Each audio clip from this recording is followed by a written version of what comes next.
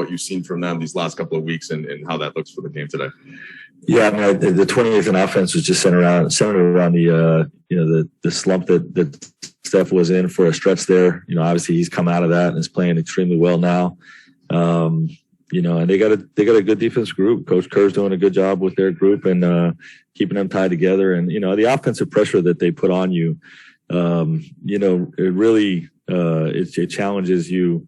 With some of the things you want to do defensively, you have to have certain defenders out there to match up with them. And, you got to make sure you're getting your defense back. So it just puts a lot of pressure on things with the way they play offensively, that gets their defense set.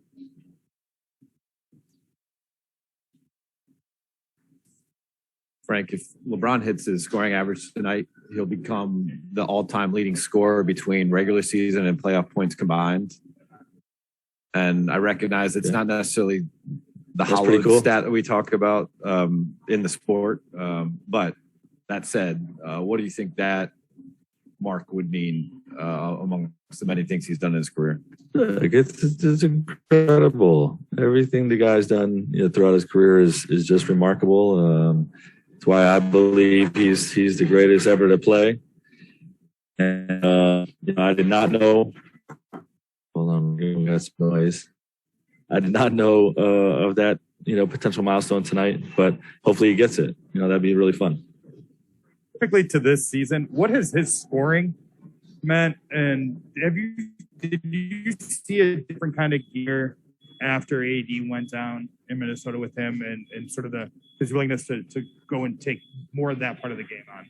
Yeah, I mean, I think, he's just rewritten the rules on how players later in their career can evolve their game, to stay playing at the highest level. A lot of players will do it and they'll add their 3-point shooting and whatnot. But I think when AD went down and his willingness to play center and become a roller in as much action as the times he has the ball in his hands, has really been a piece of that success that he's had this year. So, just another part of his story.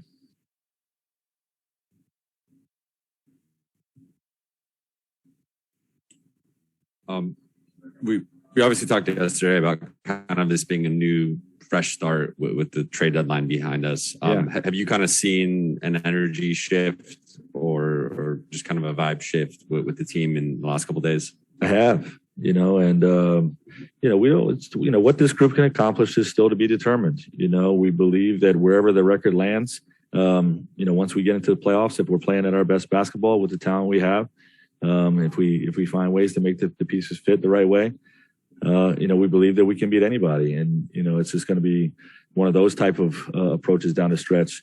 Russ, Braun, and AD have played 17 games together. They're 10-7. We felt like half the season, was the first half of the season was going to be the telling point of where we're at and, watching those guys gel and build cohesion. We're not anywhere near that. We may not have that many games to do it, but I think the story of this year's team is still to be told, and I do sense that there's a refreshed energy, with the trade deadline passing. Go to Kyle on Zoom. Hey Frank, just sort of related to that. I know you guys have All-Star break in the middle of the next couple games, but do you sense that this upcoming stretch is a little make or break for this group in terms of building the belief that they can kind of get back to that goal? I mean, if there's obviously some mathematics that if you guys slide here, that's going to be hard to fight your way back up. Yeah, I mean, we're just going to win. We're not going to worry about exactly where we are in the standings. We're going to win as many games as we can, and no one game is going to tell us that, is going to dissuade our hope of what we can accomplish. Every game has lessons, including the Portland game the other night, of what we see about our group.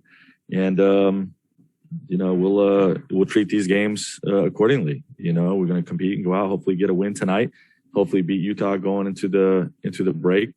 But if it doesn't happen, we identify, the lessons from that game and we get better for the next one, and we continue to build down the stretch. Frank, to your point about, post-trade deadline, the new energy, I wonder, there's been a lot of honesty coming from your group lately. You've been very candid, LeBron and Russ. And I wonder for you, is that something where can that be productive to get some of these different issues and dynamics out there, even in the public sector, or does it make it tougher to navigate those things? How does the honesty and the candor in the way you guys look in the mirror lately, how does that hit you in terms of fixing the problems? Well, we communicate directly with one another.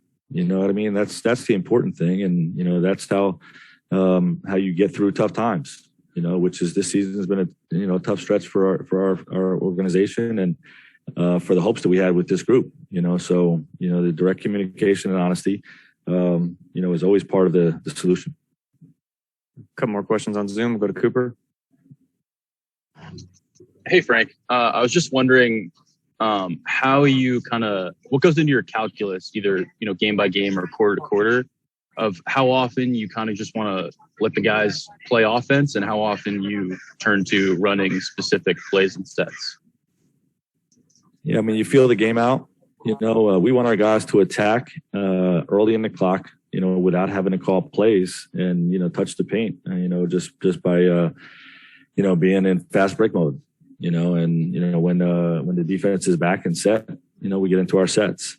So, it's not any more complicated than that, other than just using your field throughout the game. I'll finish up with Chris.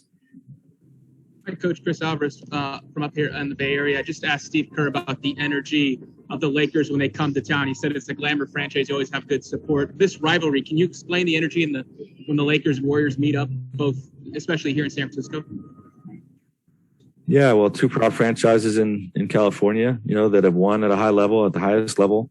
And, obviously, two franchises that have won championships recently, so, obviously what this franchise has done is unparalleled. And, we got one 2 years ago, and I think there's always a little extra juice with the fact that, Bron was, the guy competing against the Warriors, in their dynasty, so now that he's out here in California in state, I think all of those factors contribute to a great energy to this game. Thank you, Coach. Thanks to everybody. Okay. See you.